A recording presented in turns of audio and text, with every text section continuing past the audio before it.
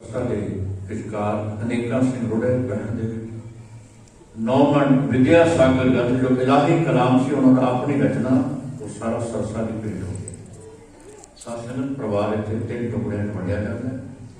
ਧੰਨ ਧੰਨ ਮਾਤਾ ਗੁਜਰ ਕੌਰ ਜੀ, ਬਾਬਾ ਜੋਰਾਵਰ ਸਿੰਘ ਤੇ ਬਾਬਾ ਫਤਿਹ ਸਿੰਘ ਨਾਲ ਕੁੰਬੇ ਮਾਸ਼ਕੀ ਦੀ ਚੁੱਡੀ ਵਰਤੇ ਨੇ ਜੋ ਮੁਸਲਮਾਨ ਵਕੀਲ ਸੀ। ਭਾਈ ਸਾਹਿਬ ਭਾਈ ਮਨੀ ਸਿੰਘ ਜੀ, ਮਾਤਾ ਸੁੰਦਰ ਕੌਰ ਤੇ ਮਾਤਾ ਸਾਹਿਬ ਕੌਰ ਦੀ ਦਿੱਲੀ ਵੱਲ ਰਵਾਨਾ ਹੁੰਦੇ ਨੇ ਤੇ 21 ਦਸੰਬਰ 7 ਪੋਹ ਨੂੰ ਸਤਿਗੁਰੂ ਇੱਥੋਂ ਰੋਪੜ ਜਾਂਦੇ ਨੇ ਗੁਰਦੁਆਰਾ ਪੱਠਾ ਸਾਹਿਬ। ਕੁਝ ਸਮਾਂ ਇੱਥੇ ਕੋਟਲਾ ਨਿਹੰਗਾ ਮੁਸਲਮਾਨ ਸੀ ਸ਼ਰਧਾਲੂ ਉਸਦੇ ਘਰ ਕੇ ਜਦੋਂ ਸੂਈਆਂ ਨੇ ਖਬਰ ਦਿੱਤੀ ਕਿ ਦਸ਼ਮੇਸ਼ ਨੂੰ ਉਹਨਾਂ ਨੇ ਪਨਾਹ ਦਿੱਤੀ ਹੈ, ਛਾਪਾ ਮਾਰ ਜਦੋਂ ਸੂਏ ਆਏ ਉੱਥੇ ਦਸ਼ਮੇਸ਼ ਨਹੀਂ ਸਨ ਚਲੇ ਗਏ, ਉੱਥੋਂ ਬੂਰ ਮਾਰ ਕੇ ਟਿਕਿਆ। ਇੱਥੋਂ ਸਤਿਗੁਰੂ ਜੋ ਬਿਧੀ ਚੰਦ ਨੇ ਹਵੇਲੀ ਦਿੱਤੀ ਚਮਕੌਰ ਦੀ ਕੱਚੀ ਗੜੀ 40 ਸਿੰਘਾਂ ਨਾਲ, ਜਿਸ ਵਿੱਚ 5 ਪਿਆਰੇ ਨੇ, 2 ਵੱਡੇ ਸਾਹਿਬਜ਼ਾਦੇ ਨੇ, ਟੋਟਲ ਗਿਣਤੀ 40 ਸਿੰਘਾਂ ਦੀ ਹੈ।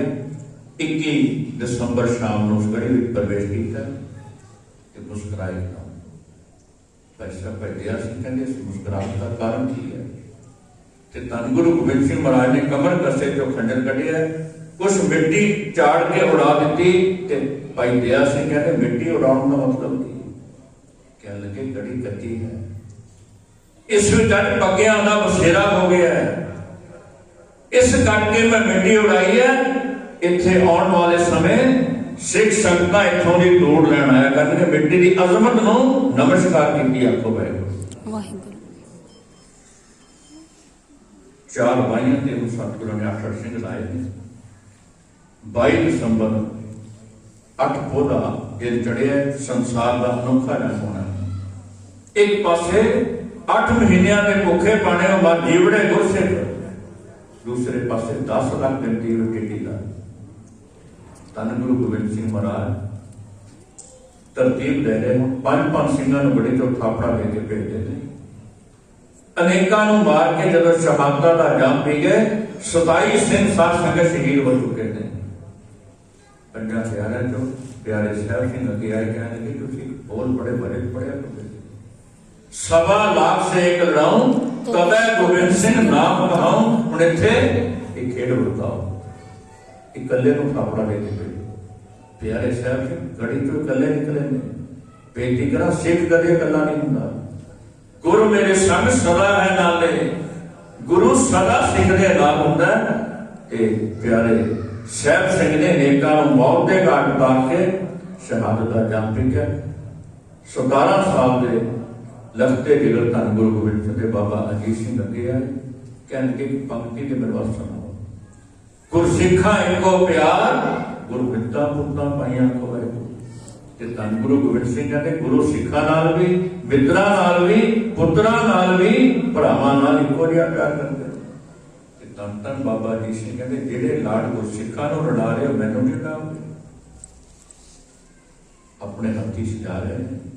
ਕਹਿ ਲੱਗੇ ਬੇਟਾ ਤੇਰੀਆਂ ਰਗਾਂ ਵਿੱਚ ਦਾਦੇ ਧੰਨ ਗੁਰੂ ਤੇਗ ਬਹਾਦਰ ਸਾਹਿਬ ਦਾ ਖੂਨ ਹੈ।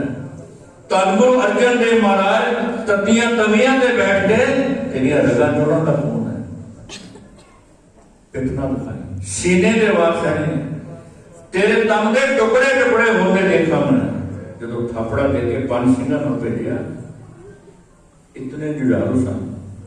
ਪਹਿਲਾਂ ਤੀਰਾਂ ਨਾਲ ਅਨੇਕਾਂ ਨੂੰ ਵਿੰਨਦੇ ਨੇ, ਫਿਰ ਨੇਜੇ ਨਾਲ ਜਦੋਂ ਨੇਜਾ ਵੀ ਟੁੱਟ ਗਿਆ, ਵੱਡੀ ਸ੍ਰੀ ਸਾਹਿਬ ਉਹ ਵੀ ਟੁੱਟ ਗਈ। ਇਤਨੇ ਫੁਰਤੀਲੇ ਸੀ।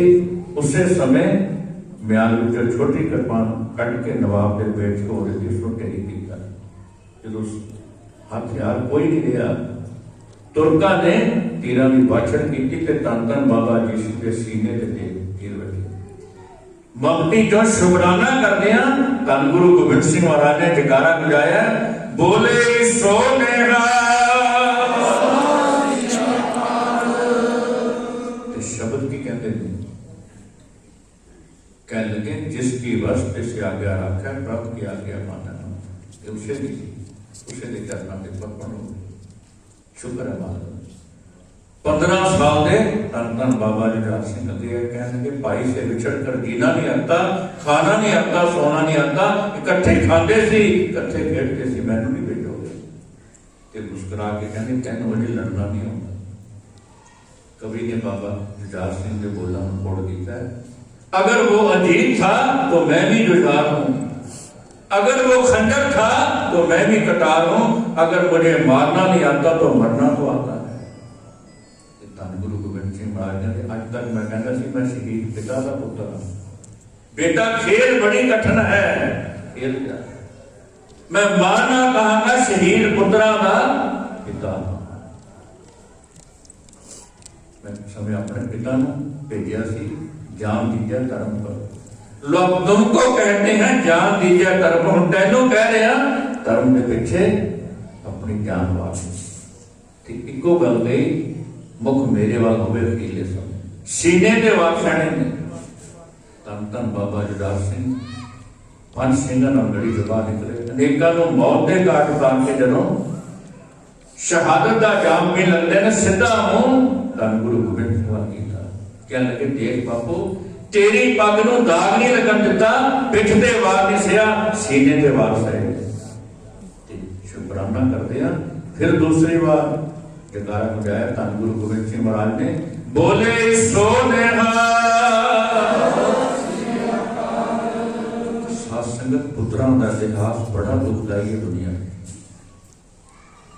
राजा दशरथ के बेटे ने श्री रामचंद्र जी, केवल उन्होंने 14 साल का बनवास मिलिया जो पिता दशरथ को खबर पहुंची, कहने गस ठा के देख पे उत्थे मौत हो गई थी राजा दशरथ।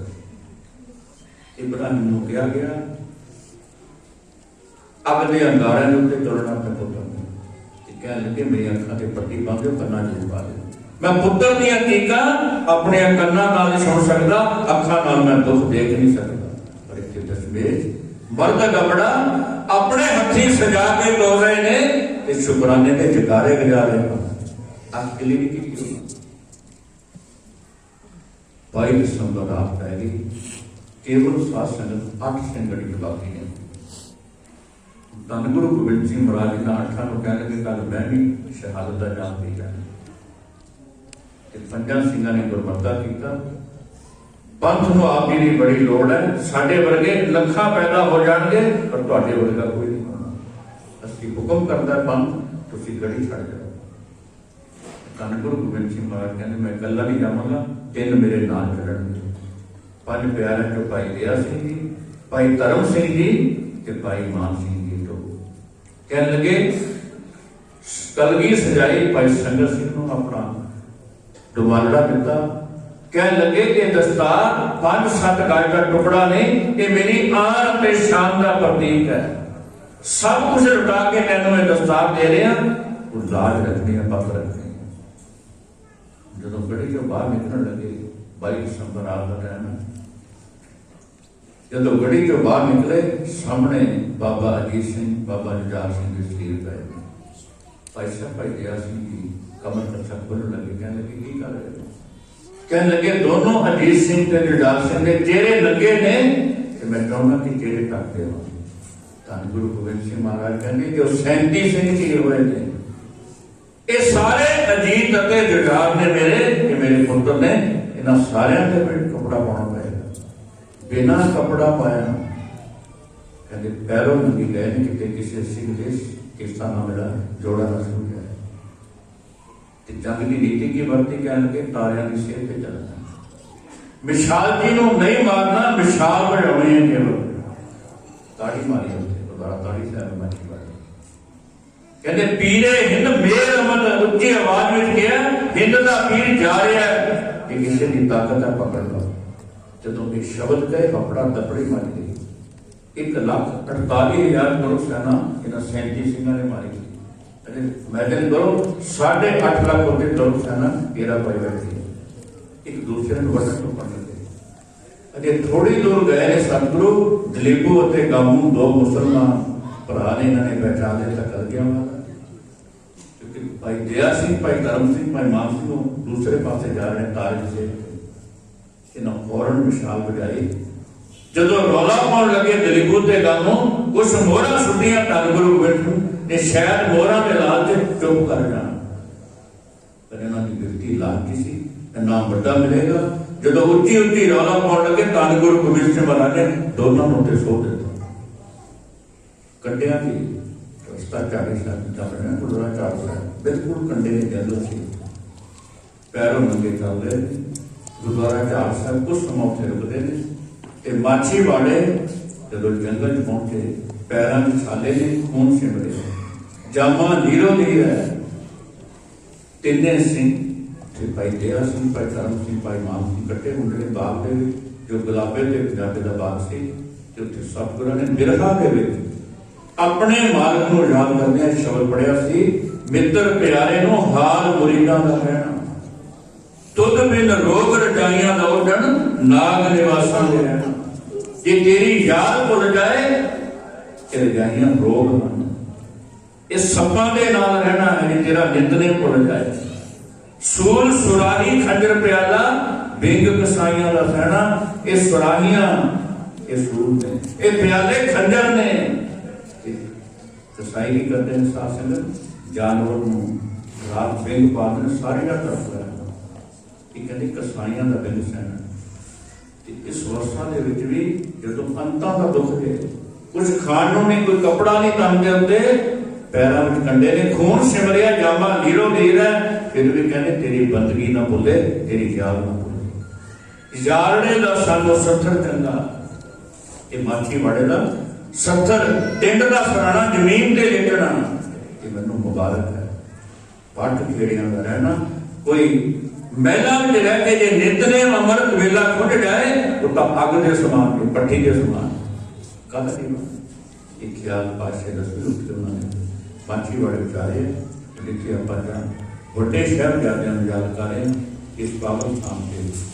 ਧੰਨ ਗੁਰੂ ਗੋਬਿੰਦ ਸਿੰਘ ਮਹਾਰਾਜ ਦੇ ਛੋਟੇ ਸਾਹਿਬਜ਼ਾਦੇ ਧੰਨ ਧੰਨ ਬਾਬਾ ਜ਼ੋਰਾਵਰ ਸਿੰਘ ਜੀ, ਧੰਨ ਧੰਨ ਬਾਬਾ ਫਤਿਹ ਸਿੰਘ ਜੀ ਸਨਮਾਨ ਦੇ ਮਾਤਾ ਗੁਰੂ ਸਾਹਿਬ ਨੂੰ ਯਾਦ ਕੀਤਾ ਜਾ ਰਿਹਾ ਹੈ। ਆਓ ਜਿਵੇਂ ਆਪਾਂ ਆਪ ਜੀ ਨੇ ਕਿਰਪਾ ਕਰਨੀ।